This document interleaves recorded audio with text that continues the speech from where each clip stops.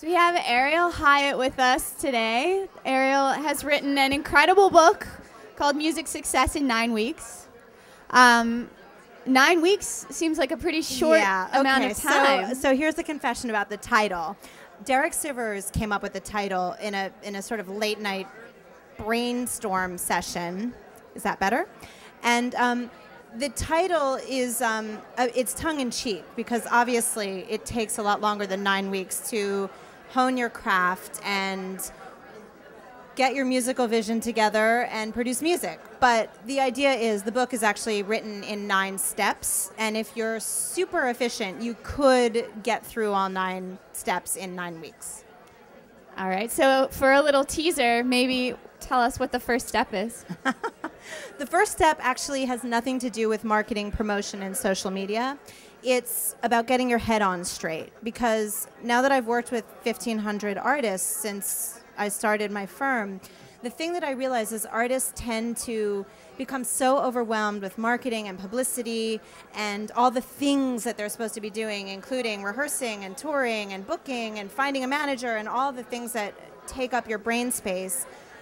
You forget to write down what your vision is and what your goals are and why you're even doing this in the first place. So step 1 is set your goals. What are your 3-month goals? What are your 6-month goals? What do you want to do in the next 12 months? What about your lifetime? Like, if you could have your epitaph, what would it say about your musical creation or the footprint you left in the world? And I think we're also exhausted with networking and trying to sort it out, that step 1 is just get a plan. That's the perfect place to start. So tell me where you learned all these things. Where have you picked all this up? I am a self-help junkie.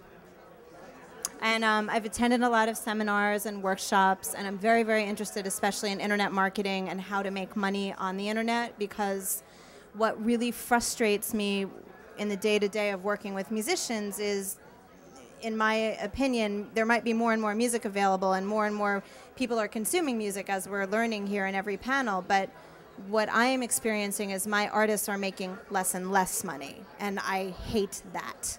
And so I wanted to create something that was a systematic approach to figuring out how to begin to make more money from your art. And sadly, in this reality, you need to give away your music now to get your fan base built and to get traction. But that doesn't mean that you have to not benefit from giving your music away. So I've laid out a roadmap that helps kind of turn the keys in that, so that if you're giving away your music, you're getting mailing addresses, you're getting names, you're getting statistics, you're getting something back. So it's not just give away the farm and then hope that one day someone will communicate with you who bought your music or who stole your music or who got your music for free.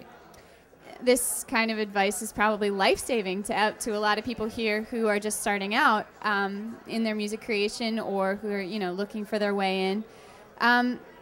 Tell me a little bit about what are people asking you about? What are they the most curious about? I think right now a lot of people, especially in the realm of social media, are concerned about how in the heck do you make money using all these things. You're using Facebook, you're using Twitter, you're online, you're connecting with all these people, but at the end of the day, you're spending all these hours connecting, but you're not seeing any money in your bank account as a result. And so we get a lot of questions about how do you monetize all that effort, and that's in the book, and that takes a lot longer than the bad news about social media is the commodity that you use in it is your time. And so there's no quick fix, there's no like I'm going to throw a splash page up and make a lot of money, but there is, through authentic communication and systematic use of your mailing list and actually having sort of a give and take with your fan base, you can actually make money. Yeah. And it's also, artists also ask us things like simple things, technical things, like how do I connect my Twitter status update to my Facebook so that I'm not spending time logging into all these networks doing the same thing over and over? How can I do social media in 20 minutes a day because I'm exhausted and I'm already doing everything else? So we're also trying to save a lot of time. Yeah, that is an interesting aspect of it. How do you strike a balance with your time? Yes. How do you decide where to spend it? And I'm sure that this is all something that you go over in your book. We do. And I mean, the other thing about it is it's like anything. When you learn to play an instrument, it just takes a lot of time to master it. It's the same in social media. It takes time to figure out how to use these platforms. The first time you get on them, it feels so weird and overwhelming, and you don't know all the ins and outs. But then as you get on with it, it gets easier and easier, and it becomes almost second nature. Absolutely. It starts out overwhelming, but one of the great things about the digital age is that there are a whole bunch of new opportunities available to music creators for connecting with their fans. This is all really, really fascinating. So tell me a little bit about the best online tools that people are using to get their music out there. There's so many. Obviously, the three major social networks are still MySpace. Don't listen to everyone saying MySpace is dead. It's dead. It's not dead. 50 million people are using it. And the thing I like about MySpace is there's music on it, and people know where that music player is. When they log on to your MySpace page, they know exactly where to go. They know what to push. It's still in our vernacular. So do not discount your MySpace page. However, you want to put links to your Twitter and your Facebook page on your MySpace, because that's where we're seeing more communication back and forth. So MySpace is a great place for people to go to listen to your music.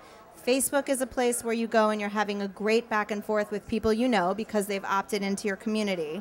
And Twitter is a place where people might not be opted into your community. They might just be following you and you might not know them. So these are three very different platforms that serve very different purposes, but they're the three most important right now. Yes, absolutely. And you like to connect with people. You like Guilty. She's incredibly friendly. Guilty. You should definitely try to talk to her if you can. But you put on events as well, and you do a lot of communicating. Tell everybody about some stuff that you have coming up, maybe some ways that they can get in touch with you as well.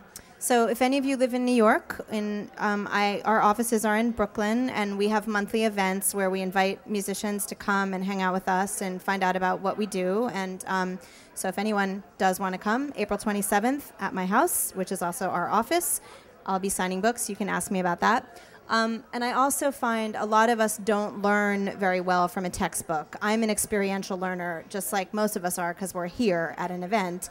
I need to see people, I need to talk to them, I need to be walked through things. So a few times a year we hold workshops and seminars. Most of them are in New York, where people come and we spend, sometimes it's 4 hours, sometimes it's a few days, going through not only social media, but marketing, publicity, branding, all of these things that are necessary. So that's another way that I get the word out. That's fantastic. Well, her book, Music Success in 9 Weeks, has essential information for music creators in it.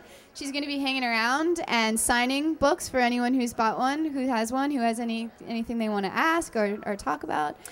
Phil Putnam is in the black and white shirt. He's also our sales director. For anyone that's interested in our cyber PR campaigns, I can also fill you in on that.